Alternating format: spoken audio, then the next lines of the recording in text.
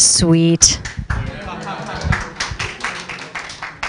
So the first most important thing in a podcast is to make sure your microphone's on. So I would say definitely listen to other podcasts. Before I did my podcast, I listened to a bunch of tech podcasts, everything from things like This Week in Tech. When I was doing it, there was no This Week in Google. I was listening to Paul.com Security Podcast, Mike Tech Shows. These are longer ones. And, I also listen to some knitting podcasts because I knit. So I was listening to, knitting podcasts like Lime and Violet. That's old school. Brenda Dane's Cast On. So I have a couple of them. And when I was listening to them, I would listen to a bunch at a time because I would, commute and listen to like an hour of audio at a time.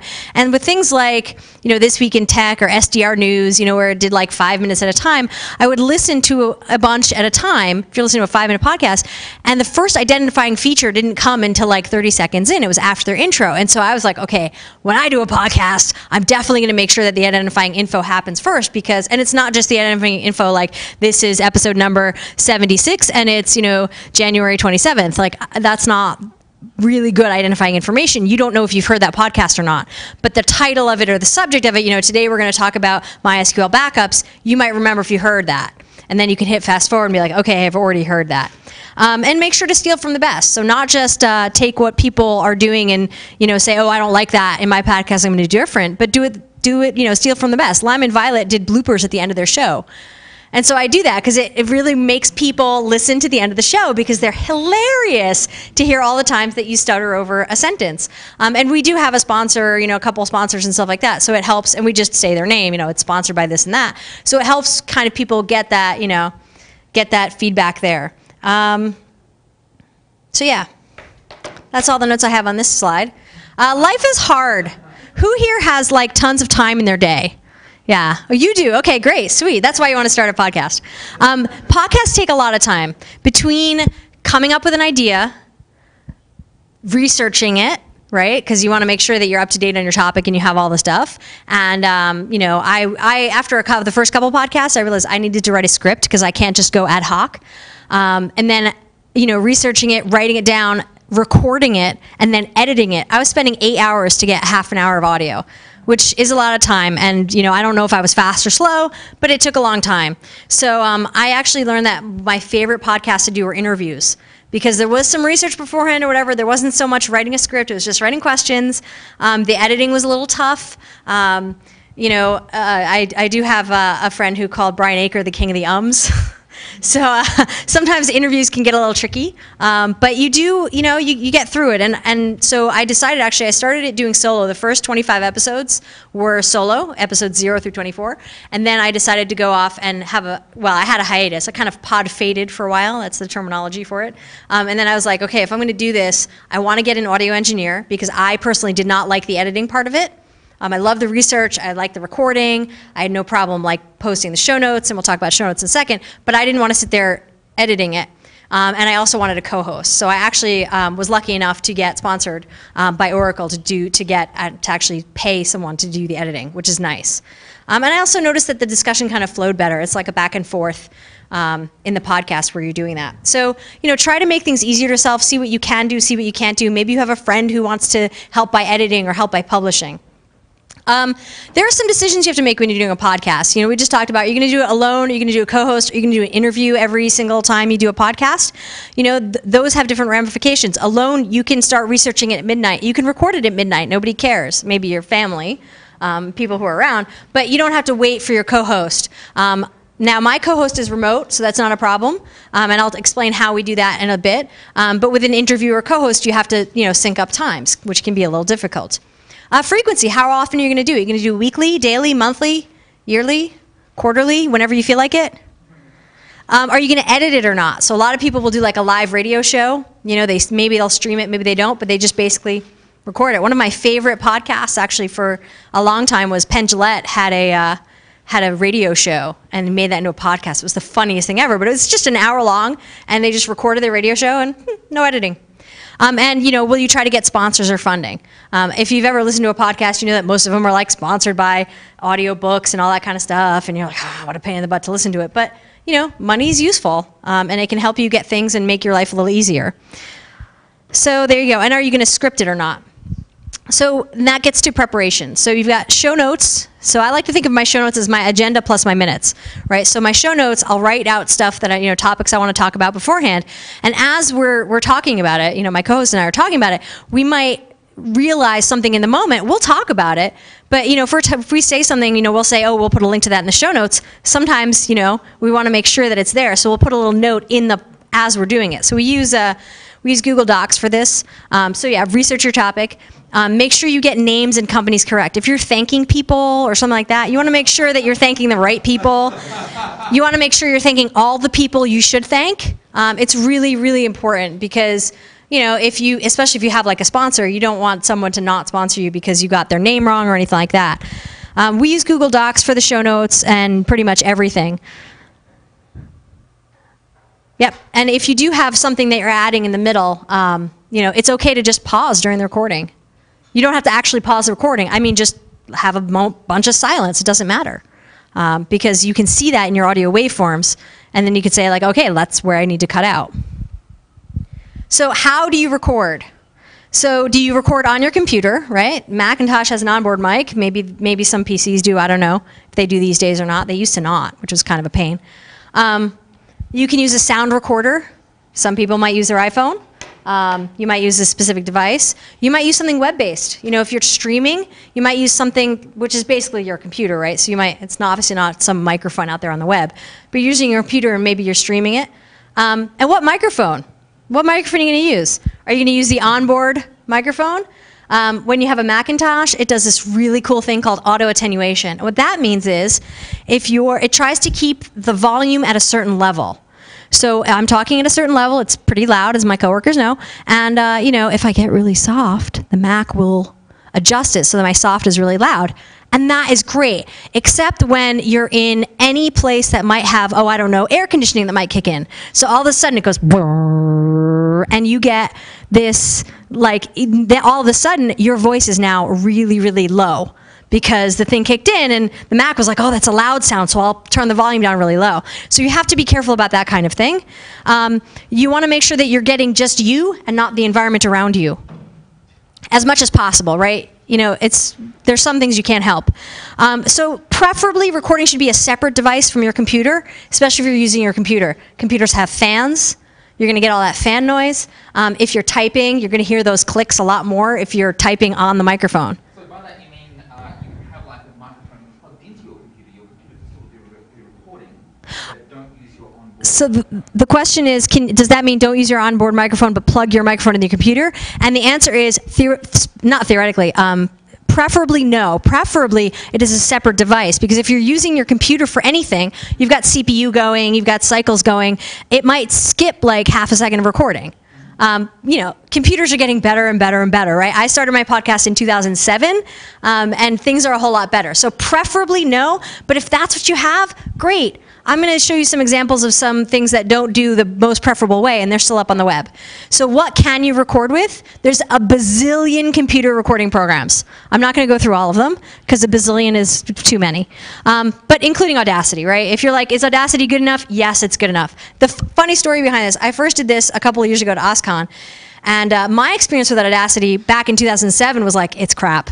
It's just not good. And then I was like, well, I was talking to my audio engineer. I'm like, can you do some samples and we'll do some things and we'll record a Skype call between me and you and I'll show you how much it stinks in Audacity to do the auto voice removal and now you sound like a space alien and you'll do it on your software and we'll see the difference. And there was almost no difference because in 5 years it had progressed. So, or 4 years. So it was so Audacity is good. If you're asking, can I record with it? Yes. And of course, this goes back to your question. You can't record with Audacity without plugging it in. So, I'm not going to say don't do it, right? If that's what you can do, that's what you can do. It's not as good as a separate device. But there are handheld devices, or maybe not. Maybe there's non-portable devices. I don't know. It's a little weird. And they might have onboard mics. They might also have external mics. So think about what you're using. If you're using an onboard mic, know what kind of microphone it is. And if you're buying an external mic, learn what kind of microphones they are. So what do you mean by what kind of microphone? Well, if you go to this Wikipedia article on microphones, you'll understand what I mean. There's all sorts of, there's unidirectional mics that will get everything in one direction. So it won't necessarily get that or that, but it will get this. There are, microphones that will get all the ambient sound, which hopefully this one is because I just moved it all around. And the microphone that I use is actually a super cardioid. So a cardioid is a unidirectional mic, and that's kind of the direction it goes in. So it comes from, if this was the microphone, it comes from here and goes around like that. So you get most of the sound, but if the air conditioning's going on, you won't get it as much. If I actually podcast where the microphone's like this, my computer is behind the microphone, so when I type, it doesn't get as much because it's only getting that much sound. And it helps avoid picking up other noises. So other sounds, when you're recording, I haven't been looking at my notes, which is probably a bad idea, but I reviewed them beforehand. So there are some good sounds that you record. If you're recording over Skype, for example, you want to be able to hear that. But let's say you are recording over Skype. And somebody IMs you on Skype, and you get that, boop, boop. Do you really want that to be recorded? Well, you have no choice, right? You're using Skype. You have to have it on to talk to someone. If you're talking on the phone, right, you want to be able to record the other end of the phone call. If you're doing music and doing it live or something, you might want to be able to record that. But there's also bad sounds, traffic or street noise. I would podcast at 9 in the morning my time, 6 in the morning my co-host's time, and there would be garbage trucks outside, and we would have to wait because we would record Tuesday mornings. And guess what happens Tuesday morning at 6:20 a.m.? You do beep, beep, and so we would just stop. When an ambulance goes by or something, there's all sorts of fun stuff. Ringing phones. Hotel rooms are really bad. This would be a bad room to record in because the sound reverberates. Computer sounds, turn off your IM clients, turn off your phone, all that, well, put it vibrate. Any typing you do. So I've actually learned that when I want to type, I just wait till my co-host is talking and then I start typing. Because they'll just silence that channel. People shouting for you. My co-host has 5 kids. And sometimes at 6 in the morning, they're like, hey, where are my shoes or whatever. I mean, they're teenagers, but. When you're recording conversations, this is really important. It's best if everyone can record themselves. Does everyone know what a recorded Skype conversation sounds like? I've got some examples here. Where's my iTunes? Here we go. So let's see. I want to go to this, Meet the MySQL Experts. Backups everywhere. Nope, not that one. Server teams were still very appreciated even with the lack of some easy debugging. So this is over Skype. That the new enhancements are only available via MySQL on Windows. That is very, very, very difficult to hear, right? Compare that to where I was before, which is down here. Let's do this. We'll probably choose a full index scan. Right, that's me. Every single record in an index. And that's me recording myself. I could show you an interview, but if everybody records themselves, even if their microphone isn't as good, it's going to be better than through your audio and through Skype, especially because you get all that noise. Now, this is what we sound like now with an audio engineer that does this kind of thing.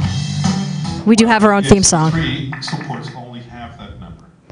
These are the big index by the start words the performance critical bug fixated. I'm trying to get me. Which means that low level utility. It's all Jerry. Scheduler was developed by Jens Axbo. The no-op scheduler inserts. So it's a little cleaner using the H4n. So what I'm using now, and I have a picture of it. I'm using a super cardioid mic, like I said, just a regular Shure SM58. I have a little thing for the so I don't pop my P's and K and G and whatever. Don't sound so bad. Yes. Do I have a name for this thing? This pop filter, or it's actually not a pop filter. Pop filter is one of those things that's like just a screen, a windscreen usually. Windsock, yeah, not windsock, windsock.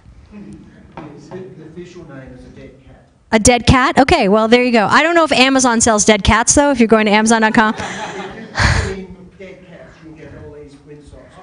Cool. Yeah, that's also a brand name from you.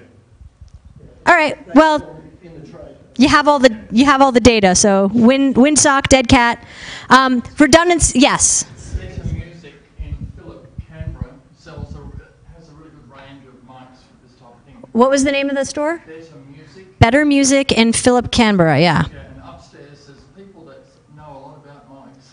Yeah, definitely. I mean, don't go to like Best Buy. Go to a good, music store like that and find a mic. I had an audio engineer, so I just asked him, what should I buy? Here's the budget. And he was like, here, buy this. And I did. If you are recording other people, like I have a co-host, we talk via Google Hangouts, but we've done it over Skype. But basically, whatever you do, I actually record my audio as well. So I actually use this device. It's really cool. It's a Zoom H4n. It will do everything you ever want to do, and it's only a couple $100s. The bottom has XLR, so that's these round plugs that come at the end of this. That's an XLR plug. It also, you can't really see it, but in the middle you can actually put an 1/8 inch stereo jack in as well. So it's like a dual function thing. It's pretty cool.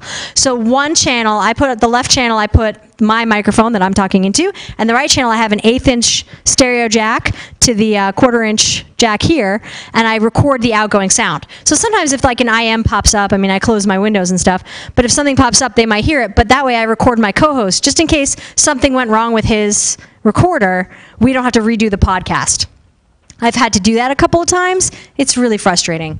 And test it beforehand, especially, so if you're interviewing someone, if you're doing a different interview every week and you're asking them to record themselves, do a test phone call the day before and be like, okay, let's just test this, and then send me your audio file and make sure that it's right, because you might have to record at different levels, make sure that you're doing the same like 44 kilobits per second, something like that.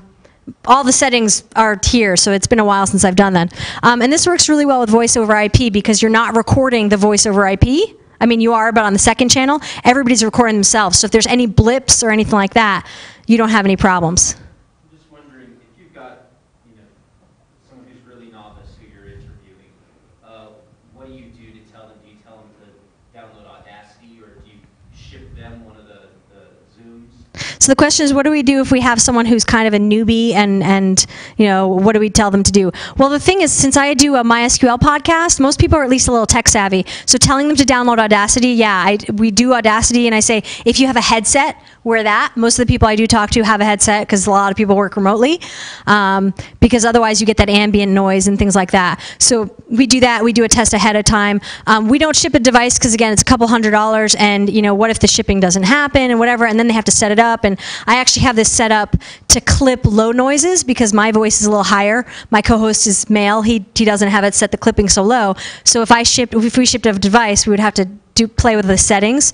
And some people have their own devices. If we're live in person, I have 2 microphones. My co-host has 2 microphones. So if we're doing like a group interview, that can be tough. But if we're just interviewing one person, we have 4 microphones between us. So we could do a 2-person interview. I've certainly done it where I take my 2 microphones and they get one and I get one, and we sit across from each other so we don't have any interference. So you sit next to each other, right? You have this cardioid. It might pick up some stuff, and you don't want to do that too much. Even though you're going to silence one channel, you don't want to actually have to go through and silence the channel all the time when somebody's not talking. So here's the thing, very important, when you are recording your separate conversations, you have to do a sync. Right? So my co-host and I, at the beginning of every podcast, but it doesn't matter, you can do it in the middle or the end, we'd go 3, 2, 1, sync. And then we know at that point, like you can see it in the waveform, and it's near the beginning, that's where you sync them up when you're editing them. And as I was saying, if you're trying to record someone over Skype and you're doing that, it can be really tough or any voice over IP, because you get all of the blips in the network latency. So, like I said, this is what I do. The only problem with this, now I've traveled to a lot of places. I've been everywhere north. I've been as far north as Finland, as far south as Australia. I've been to the equator. I've been east-west. I've been to Israel. I've been, and I haven't quite been to Eastern Asia, to the east of Asia yet, but I'll get there. The only problem with this is that I think the TSA to security at the airport, it looks like a taser. So I always take it out. Like here, I have my laptop, and then I take this out because I don't tase them, no. But I mean, they just always, because of the onboard mics. And then one of the cool parts about this is that these are 90 degrees, but I can flip them, and then they're 120 degrees. So I can actually get onboard stuff, and I can actually use all 4. I can use the left channel, right channel, and these 2 to get a whole recording experience if I really want to. Let's see. That's it. All right. So Oh, it also can put in markers in when you do it. So we put in markers whenever we're starting to chit chat. We'll put in a marker, and we put in a marker when we sync. There's a little thing. It's a feature that shows up here, and you can look up like H4n markers, and it will appear. I haven't seen it appear in Audacity, although maybe since I last looked like a year or two ago.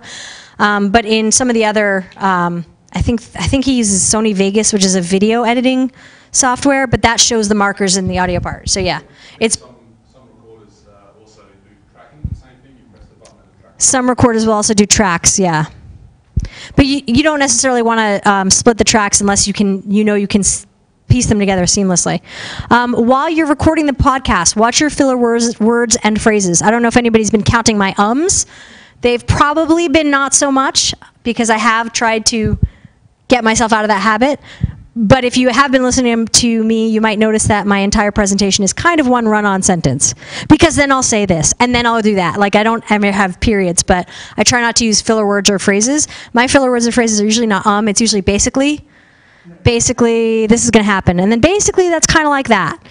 And mouth noises. You might think your mouth doesn't make a lot of noise, but when you're not hydrated, you can hear every like lip smacking thing you do. Like every time you open your mouth, it's like a lip smack. I actually, when I was editing, I got like super, super crazy, and I would edit out whenever you stop talking and then you take a breath, like I would edit that out because it would get on my nerves. It's kind of creepy. You actually can't do that, and you can't edit out all the pauses because then it doesn't sound like natural conversation. So what kind of podcast editing software can you use? You can use proprietary third-party software. You could use Audacity. It's good. It's got lots of filters. It does lots of things. You need to increase the volume, decrease the volume. You can see 2 channels. You want to be able to see every channel on its own thing. GarageBand, which is proprietary, but it comes on your Mac. So, you can use that kind of stuff. You can use it on iPads now. That's, you can use kind of anything. Podomatic.com is an online one where you can like upload the file and then do it there. We'll fix it in post. We love saying this so much. If you do have the ums, you'll start to learn what your looks like in a waveform. You really do. So, it's really hard though. The reason you want to avoid it is because a lot of times people will say, so, and then there, or something like that. They'll say, so, and now the sentence I want to say, and it's really hard because the end of the so is joined to the beginning, and it's really hard to get that cut right there. So it's better to pause and stop because it's just a silence in your waveform than to say. Fixing it in post can be magic. I mean, my audio engineer is amazing. It's Rich Gray at Audio Services, and he's based in New Hampshire, but it's all remote. We just upload the files. He copies them down, he uploads his finished file, and then we actually just put it on the web. So it can be like completely magic. He can take out noises that happen sometimes. He's just really amazing. Like sometimes I'm in a hotel room and the heating kicks on or the air conditioning kicks on, and there's nothing I can do about that. I mean, well, I can turn off the air conditioning. Sometimes you don't have control over that. But I've turned off the AC on like a 30-degree day or 35-degree day when I've had to. You see that? I've converted to Celsius for you guys. Not everyone can do that. Sometimes it's hard to fix it in post. You really can't if somebody says something like, let's say that we want to get all of the rooms. That might be hard to edit if you want to just say, let's get all of the rooms. That might not really be, taking out the, let's say we want to get all of the rooms, let's get all of the rooms. You can't you think you can cut it out, but it just doesn't sound good. If you want, you can amplify. Oh, yeah, no, I had something where I was going to point out noise hiss, and then Audacity was so great it stopped having the hiss. Yeah, so there you go. So it can be magic once you do things. Skype and room noise, like Skype noise, if you are recording over Skype, sometimes you get some noise there. That's hard to edit out. Room noise is hard to edit out. Fixing loud and quiet is actually pretty easy. If one person's really loud and one person's really quiet, you can fix that pretty easily. The problem is, like, you can tell I'm pretty loud. You could make me softer, but I still sound kind of aggressive. And so that's really weird to hear, like, if I just talk like this, but when I talk like this and I'm really low, my tone has changed. It's a lot nicer tone. It's a lot smoother tone. I'm not yelling at you anymore. But when I talk in my normal voice, I'm kind of yelling at you. And so lowering that volume, you have to be careful when you're doing that. And similarly, a soft person talking really loudly can sound a little weird. It can really be just weird to hear it loudly. So you have to be a little careful when you're kind of fixing loud and quiet. Okay, so you've got your file, you've edited it, it's perfect, you're going to put it up online. What's a podcast? Yes, question. Sorry, just back to the last slide. With regards to an audio engineer, can you give any advice on like where you might find one, or how much you're willing to pay, or what was kind of the game to actually have an audio engineer versus DIYing it? So the question is, how do you find an audio engineer? And the answer is, that's a really good question. I would start, like I have a friend who's an audio engineer. So I was kind of like, for a while, I was like, oh man, the second I get a budget, I am totally hiring you to do my sound because you are awesome. I would say try listening to other podcasts and see what they're using, who they're using. It'll usually be in the end credits. You know, a lot of people here, I think, are do-it-yourselfers, and so they're like, I don't want to do that. So that's actually the first time I've had that question, and it's a great question, though. So I would see what they're using and what they're charging, what their things are charging. I think we pay something like $300 an episode, which is actually pretty good. But there's also a range of services you can get. You can get filler words taken out. You can get filler words taken out and smoothing of sounds. You can also get ones that will do like a full transcript for you. So that you can have the transcript, and just the words online. Question. Just a comment on that. The other place to get started with audio engineers would be your real music shops as well. You go in there, especially if they've got a PA or a recording section, and you say, hey, I'm looking at doing this. I need an audio engineer. Can you give me some suggested names or some suggested studios? Find your favourite live music venue. And Yep. Make friends with the live audio engineer there. So for the folks playing at home that can't hear it, the suggestions were go to your local real music shop, not like a Best Buy, right? Or even your local music shop, like a piano, something that'll sell guitars and pianos and stuff like that, and ask them, sound systems, they'll sell PAs, amplifiers, ask them, if they know of any audio engineers. My guess is, if you ask them, they will say, I'm one. They might not be for hire, but they'll certainly know people who are looking. You might just walk into your music store and you might see pamphlets for it. Also in small towns, local radio stations. Yep. Local radio stations will have them. Local radio stations are also great because you might be able to use their equipment. And you might end up saying, wait, maybe I'll just do a radio show, put it on public radio, right? Put it on your local public radio station, and then you've got the equipment there. They might put it as a podcast for you. Like you don't, yeah. A lot of the public radio stations will also have training.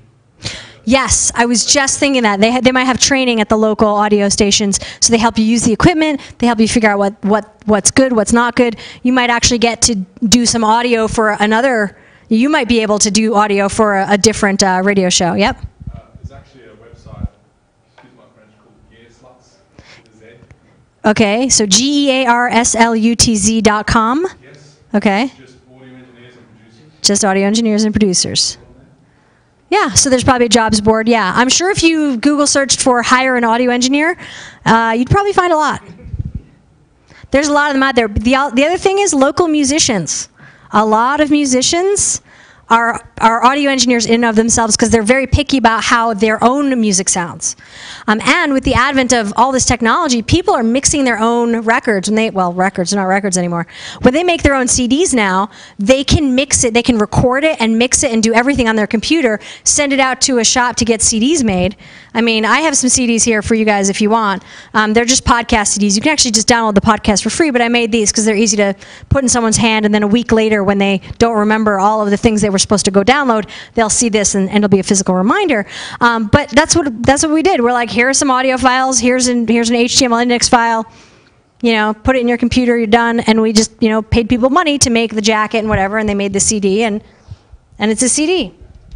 Yes? I think that's the other important thing is that if you're going to go down the route of getting an audio engineer, don't think or expect that they're going to do it for nothing, because Yeah. the ones that will say they'll do it for nothing are generally speaking the ones you don't want to be working with. Right. Well, audio engineers are not cheap, but they're like everything else, just like a software developer who says they'll do it for nothing, right? Well, a lot of us develop in open source. That doesn't mean we're bad. It just means that we're committed to the project. So you may have an audio engineer that wants to get experience, and you have to decide, is it worth it, right, for the free thing to get experience with that? Now, I always listen to every podcast after it's done. I listen to it, and that's when I make sure the show notes are all good, and I put the show notes in good HTML as opposed to just written out. And I always miss a quote somewhere, so my links are always bad. But you have to make sure that your audio quality is you get what you pay for, and make sure that you're doing it right, and make sure that even if you're paying them a lot of money and they're not doing what if you're paying them money and they're leaving in ums and whatever, talk to them about it. Make sure you're getting your value for what you're paying. And if your budget is free and you have volunteers, that's great. Because you may have someone who wants to get into it and they want to be able to put their name on your podcast. Well, that's free for you to say, well, I'll just say it's produced by, Rich Goyette Audio Services. That's great. We're paying him, but it can be good exposure for them. But do you want to be their learning curve? And probably the answer is yes. Look, we're all open source here, right? It's Linux.conf. So, we believe in giving people chances and things like that. But yeah, do be careful, as with everything. So, you've got your podcast recorded. Now what? A podcast is just an RSS feed. That's all it is. It's an RSS feed with audio things in it. There's different kinds of tags and things like that. But most people here know what an RSS feed is. It's, well-formed XML. We all have Google Reader or whatever to read our own, blog posts or whatnot, or Twitter. People have now that they have RSS to Twitter. Thank you, Selena Deckelman.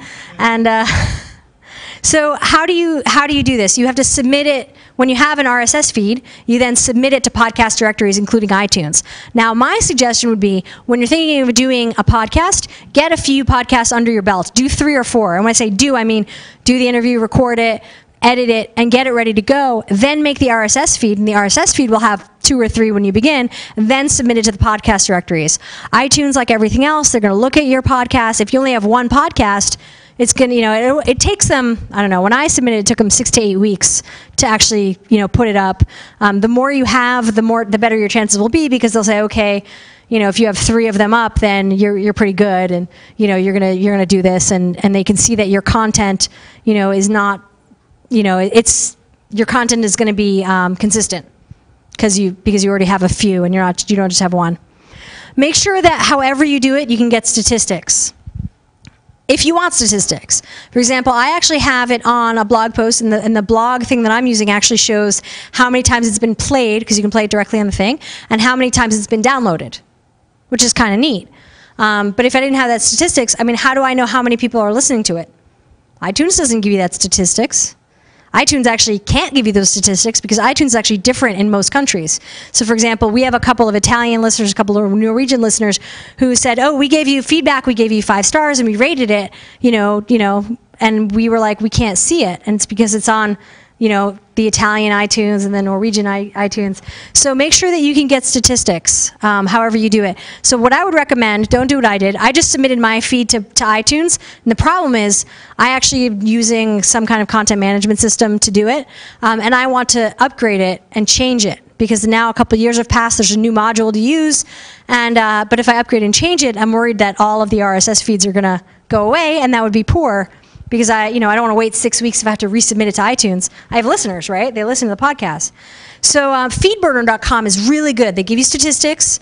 And if you do something like put your site to FeedBurner and then point iTunes to your FeedBurner, then you've got, and feedburner.com, by the way, is free. It's not owned by Google, so it's probably not called FeedBurner, but it will still redirect.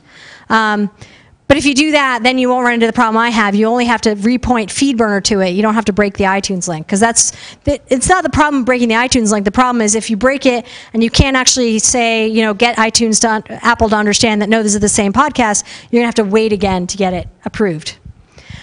Because changing the URL later will be easier. And it allows ID3 tags and embedded pictures and all that fun stuff, so that when you actually go to iTunes over here, you can see this picture here, and you can embed pictures. All of these are embedded stuff. And you can embed ID3 tags, which is great, because if you want people to know that your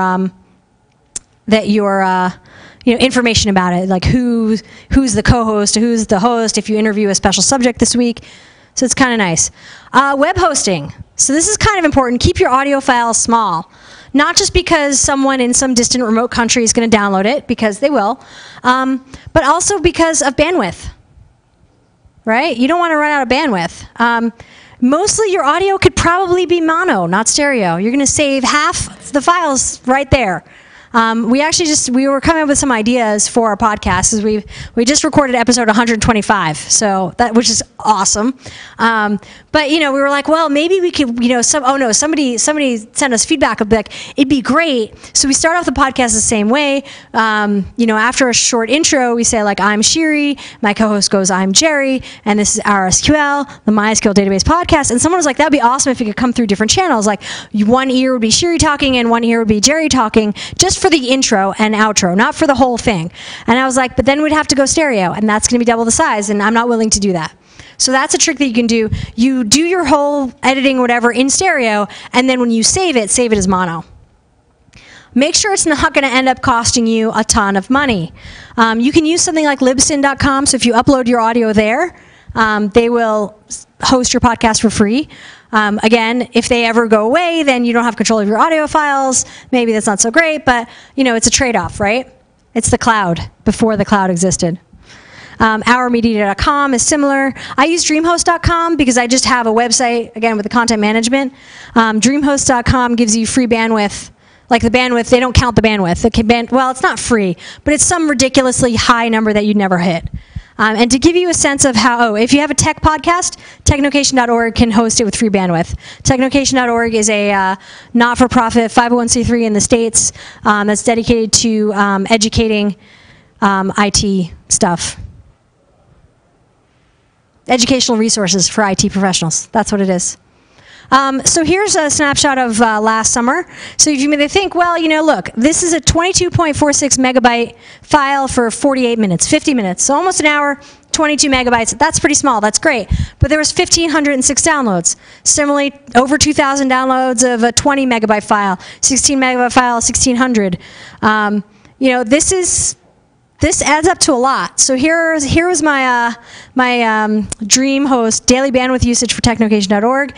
The total at the bottom here, right? I've put it 142 gigabytes for 1 month. Yeah, imagine what the bill would have been if I was paying per gig. 10 gigabytes. Yeah, no, I won't go over that. So you have to be careful because this would cost a lot of money, and then you would need sponsors. How do you promote your podcast? Well, putting it on iTunes is a big one, I have to say. It's Apple, it's evil, right? But it's what people use. Social media, tweet new episodes, and I like to use predictable links, right? Now, if you're popular, people might hack that, but I use bit.ly and I use OurSQL. So bit.ly/OurSQL100 gets you to episode 100. Now, you could certainly go and make any link you want, be like bit.ly, OurSQL 200. Please don't do that because that wouldn't be nice. But so far, we haven't had any problems with that. But using predictable links is great because then when you go back and you're like, oh, you know what? In episode 7, we talked about this. Well, what's the link for episode 7? Oh, man, I have to copy and paste that. Having short links is also really good for when you're tweeting. Also, we've made Facebook and Google Plus groups where we just announce it there. Those aren't huge. Those might have like a couple dozen people in them. I think more people tweet because people will retweet it also. Facebook group page, like I said. Cross-promote podcasts and events, right? So we've done a lot where there's a bunch of MySQL stuff at OSCON, right? So we were like, oh, let's talk about OSCON. Let's promote OSCON. Maybe, and we've gotten discount codes from OSCON. So we've done cross-promotion, right, where someone who's interested in OSCON and doesn't know about the podcast might listen to this one because, OSCON might retweet about it or anything like that. Get as much feedback as possible in as many ways as possible. Now, I will give you one caveat. I've turned off commenting on the posts that we do because comment spam is just a pain. I hate comment spam. So we've turned off comment spam, but they can tweet us, they can email us. We have a free phone number they can call us at. So not an 800 number like free like that, like a free, it doesn't cost us anything. It's a Boston number, but with Skype these days, anyone can call that kind of stuff for very cheap or free. So, audio, you can do also an audio option, audio.com. I don't know if that's still around. I think it is. Audio.com is a site where you can set up an account and people can leave you audio messages, like through their computer or whatever. So instead of calling, right, they can just do it right through their computer. So that's kind of a way to, get a quote-unquote voicemail. Other considerations. What are you going to call your podcast? This might sound stupid, right? Okay, what are you going to call it? Well, what does it do? So what you want to call it is what people are going to search on. For example, we called this the MySQL Database Podcast. And when Oracle started sponsoring it, they asked us to put the word community in it. So it's now called the MySQL Database Community Podcast. Why did I call it the MySQL Database Community Podcast? What other MySQL thing is there out there? It's obviously a database. Well, now when people, if you go to iTunes and you search on database, this is like the third or second podcast that comes up. You're searching for databases, you find it. You're searching for MySQL, it's like the only one there. Well, the only one that's, ongoing. There's a couple others that, did 10 episodes and left. So think about what you want people to search for when you're doing it. If you're talking about Linux, you might want to have, you don't want to have Linux, Unix. I mean, this isn't a tag. Linux, Unix, open source, all that kind of stuff. But you might want to say like the Linux open source podcast. Now that could be tough because there might be 12 other Linux open source podcasts. So you have to think of what's already out there. And also, what domain name can you get, blah, blah, blah. We chose our SQL because it's not my SQL, right? It's our SQL. So it kind of gives that feeling of community anyway. So that's part of it. But we use this subtitle. Are you going to have a theme song? We totally have a theme song. I'll play it for you now because it's really awesome. Our audio engineer is also a musician, and he wrote the song, and it's actually a song of his, and then we co-opted it and changed the words. So you can hear the whole intro here. Welcome to our SQL episode 124. When do you want it? This week we discuss Linux I/O scheduler. So we're 12 seconds into it, and you already know if you've heard it or not. Optimize SQL query. Database is making me weary, so I listen to our SQL. The MySQL Database Community Podcast. How awesome is that, right? When do you come up with the jingle? When do you come up with the jingle? How and when? Like, does episode 0 have the jingle? The episode 0 does not have the jingle, but I did actually have other things in episode 0. We do have some time. We have about 5 minutes. So let me play this one. So something like Let's Talk for a little while again. I actually went to the PodSafe music directory. I think it's called podshow.com, and that has, you're allowed to reuse it. Like the licensing is such that you're allowed to put it on your podcast. And that also has like people, like artists will put covers of songs or something like that, or their own songs. So you can get a lot of music there. And then I also had some stuff here. Let's see. This was the thank you song. So that's kind of cute. So yeah, where do you find it there? If you have a song you like in general, you can probably, make some kind of little parody or whatever.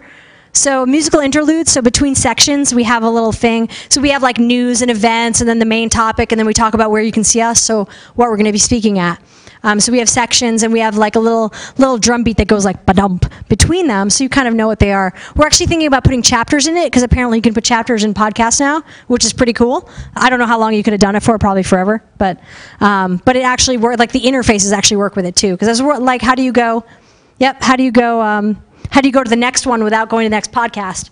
But the interfaces are good like that. If you want to see how that works, a really good podcast is the Coverville podcast. Does a lot of covers, and every song is a new chapter, which is pretty cool.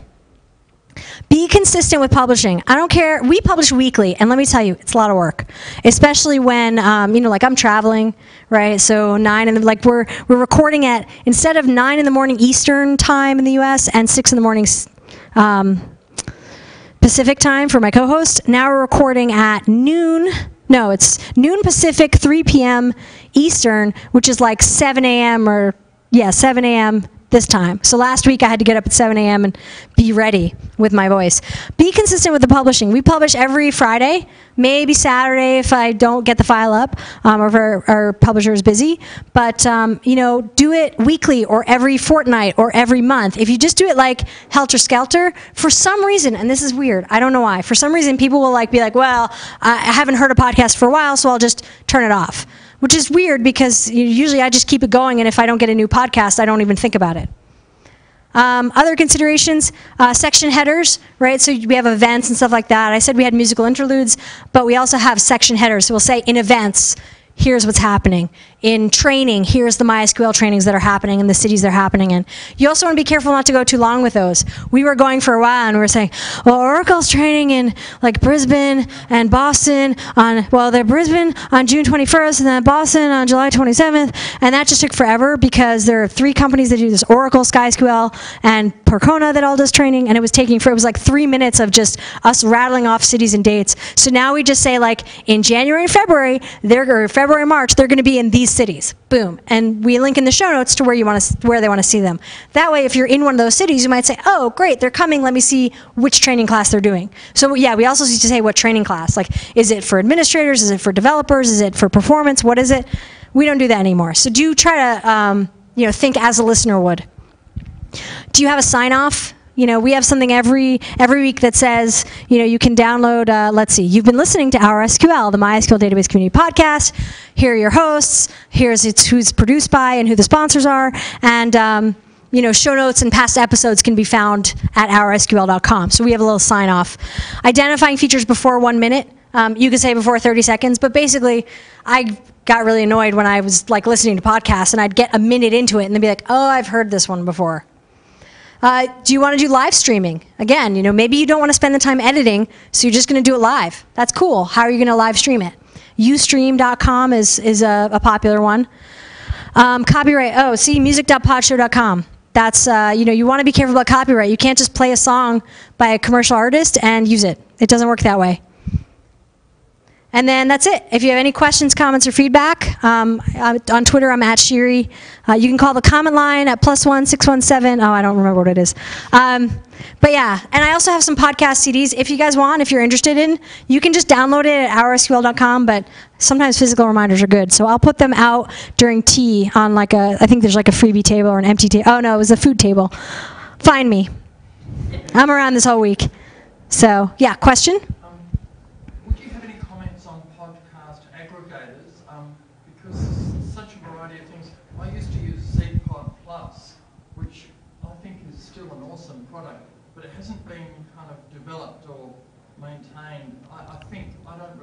So the question is about podcast aggregators, and you mean to listen to podcasts? Well, I listen to iTunes. I'm really lazy, and I have an iPhone. So I was using Android for a while, and I was using Double Twist, but that wasn't so great. Does anyone have any recommendations for podcast aggregators? The thing that was nice about ZPod Plus is you could download it, Mm-hmm. or you could stream it. Oh, so ZPod Plus allowed you to... Oh, I feel like I heard of something that allows you to do that recently. I would say Google search for stream podcast and see what you get, because I know that I have recently heard of software that allows you to stream podcasts, and it was not called ZPod, because I would have remembered that. You suggested don't submit to iTunes until you've got a number of episodes up.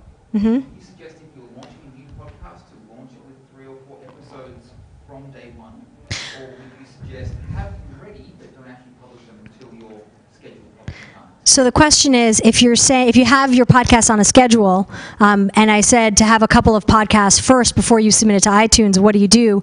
I would say get your regular schedule and then post them on that schedule. Now, if your schedule is monthly, do you want to wait 3 months before you submit it to iTunes? Maybe not. So what you might want to say is do it weekly for the first couple of weeks and just say, look, here's one, and next week we'll have another one, and then the next week we'll have another one, and then say, okay, we're going monthly. It's a monthly podcast, but we have a few bonus ones.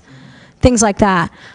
Or, just save it and do 3 months and then wait, because, you're going to be generating your own word of mouth from that. And now the other thing is you can submit it to iTunes, and I don't know where their backlog is, but if their backlog, you could take the chance of, it takes 6 to 8 weeks. It might take more than that now. So you might have one submit the RSS feed, and then by the time they get around to it, there's more. You and then you? You have okay. Back there? 2 questions. Sure. Interrelated. The first one is about your analytics. Whether or not if there's any better way of knowing, where they're listening to it, how they're listening to it, at what time are they cutting off and turning the podcast off. And then the second question along those lines is, do you have kind of a magic number in your head for how long your podcast is, or what works in terms of interview timing, things like that? Right. So FeedBurner has good statistics because podcasts are usually downloaded. There are not good numbers of who listens to 5 minutes and then turns it off. I do have number of plays on the website, but that doesn't come through, and that's, that might be a way that you could get more metrics. I'm not really that interested. I care about how many people I have, and it's interesting to see the numbers fluctuate and go down. But I don't care if I have one listener or 1,000 or 10,000, as long as I'm that's my thing, is I want to help people. And the question is about time of your podcast. We try to keep it between half an hour and an hour. That's a long range, but we know once we get started talking, we've had some that are maybe 25 minutes, but for the most part, we're really fighting hard to keep under an hour. We have started to learn that if we start really going over an hour, we just make it 2 parts. It's a little harder on the audio engineer, but it's great because we also do it weekly. So it's kind of a little bonus for oh man, we could do this in 2 parts. We recently started to do a series on MySQL 5.6 because it's going to be GA any day now. And we're okay, let's talk about the new features. Let's talk about the stuff that's going to be released and the new features. And we were looking at it and I was wow, well, the optimizer alone has 11 new features, much less replication and all this stuff. So let's start doing it on the optimizer new features, just that. And then it was 11 new features. It's a lot to explain, and so that's going to be 2 podcasts just in and of itself. I'm we've got probably 2 months worth of 8 podcasts just of the features that are coming out, and hopefully by the time we finish the series, the new release will actually be out and it'll be GA. So definitely give yourself time if you have, if you're recording interviews and you're doing it monthly, bank up some interviews, and also don't be afraid to deviate from a schedule. Just tell people. So for example, last summer, back when the co-host was Sarah Novotny, and it was the summer, right? She was the co-chair of OSCON, and so we were you know what? In the summer, we're going every other week, and that really worked for us. So don't be afraid to change it up. Yep. And we're out of time, and I would say the only other tip that I would have is try not to say, and next time we're going to do X, unless you know you're going to do it. So that's it.